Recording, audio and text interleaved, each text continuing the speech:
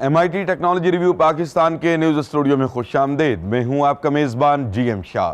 News round up का आगाज करते हैं।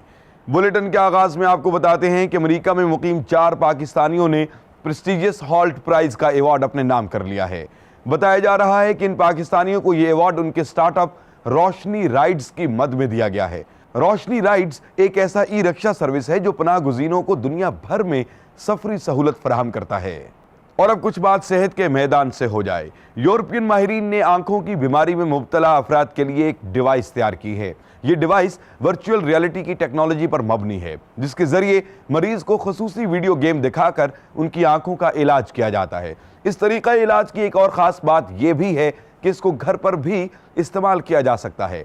माहिरीन का कहना है कि यह तरीका इलाज रवायती इलाज की निस्बत कम खर्च है। और अब बुलेटिन के आखिर में खाने के शायकीन के लिए खुशखबरी।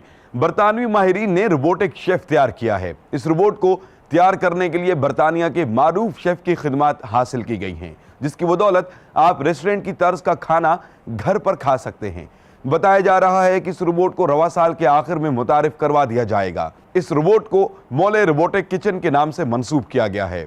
इसके साथ ही MIT टेक्नोलॉजी रिव्यू पाकिस्तान के न्यूज स्टूडियो से अपने मेजबान GM शाह को इजाजत दीजिए। अल्लाह निगहबान।